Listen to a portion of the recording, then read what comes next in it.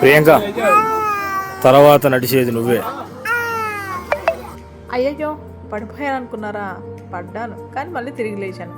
ఎక్స్పెరిమెంట్లు అన్నా ఎంటర్టైన్మెంట్ అన్నా నాకు చాలా ఇష్టం.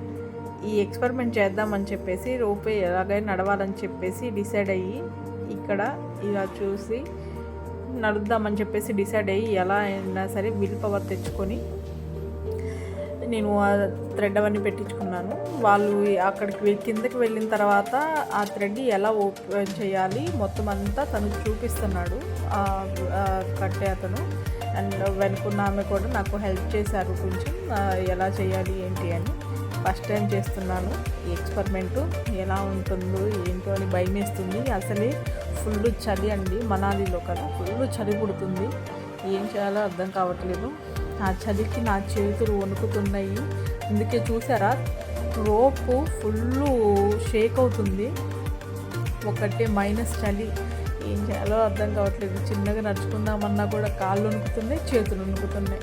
ఆ వణుకుడు దెబ్బకి కింద నిచ్చెన లాంటిది, పైన థ్రెడ్ మొత్తం అన్నీ వణుకుతున్నాయి. ఎలా అయినా సరే దాటాలి అని చెప్పేసి ఒక్క నిర్ణయమే నన్ను అక్కడ దాకా తీసుకెళ్ళింది. నడుచుకుంటూ వెళ్ళాలి అని చెప్పేసి, స్టాండర్డ్గా ఉండాలని చెప్పేసి స్లోగా వెళ్ళాను. అలాగే వెళ్తూ ఉన్నాను. నాకైతే అలా నడిచేటప్పుడు కింద నుంచి వ్యూ చూస్తుంటే ఒక్కోసారి కళ్ళు మూసుకోవాలనిపించింది. అసలు మళ్ళీ ముందు చూడలేనేమని చెప్పేసి ఎట్లయినా సరే వెళ్దామని చెప్పేసి డిసైడ్ అయ్యి నడుస్తూ ఉన్నాను. మధ్యలోకి వెళ్ళిన తర్వాత అది నడవలేక చలి గడ్డలు కడుతూ ఉంటుంది, చేతులు వణికిపోతూ ఏం అర్థం కాక నాకైతే ఎందుకు వచ్చానా అనిపించింది మధ్యలోకి వచ్చిన తర్వాత. సరే ఇక్కడ దాకా వచ్చాము, ఈ కొంచెం చేయలేమా అని చెప్పేసి కొంచెం ఓపిక తెచ్చుకొని ఎలా అయినా సరే చివరి దాకా వెళ్ళాలి, రీచ్ అవ్వాలి అని చెప్పేసి చిన్నగా నడుచుకుంటూ వెళ్ళిపోయాను అంతే. అసలు చలి అయితే విపరీతంగా ఉందండి.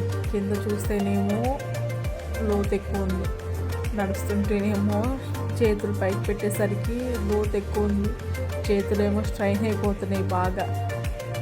ఎలా అయితేనే సరే చివరికి ఎలా చేరుకోవాలని చెప్పేసి అలా నడుచుకుంటూ వెళ్తున్నాను. కానీ ఇదొక మంచి ఎక్స్పీరియన్స్ అనమాట నాకు. ఎందుకంటే నేను ఇంతవరకు వేరేవి ఎక్స్పెరిమెంట్ చేశాను, కానీ ఇట్లా రోప్ పట్టుకొని వెళ్ళడం అయితే ఇదే ఫస్ట్ టైము.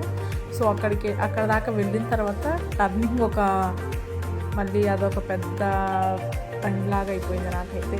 అక్కడ నుంచొని స్టాండర్డ్గా అయ్యి ఇలా మలుపు తిరగాలి. వెనక్కి తిరిగిన తర్వాత చిన్నగా ఆ బెంచ్లా ఉన్న దాని మీద తాడు కట్టున్నారు అక్కడ. ఆ తాడు కట్టిన దాని మీద చిన్నగా పట్టుకొని కూర్చోవాలి.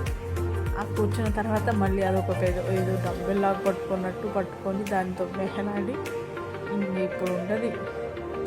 పైనుంచి ఒక్కసారిగా వదిలితే నిజంగానే గాల్లో తేలుతున్నానా కింద పడుతున్నానా నాకే అర్థం కాక అయిపోయింది. ఫినిష్.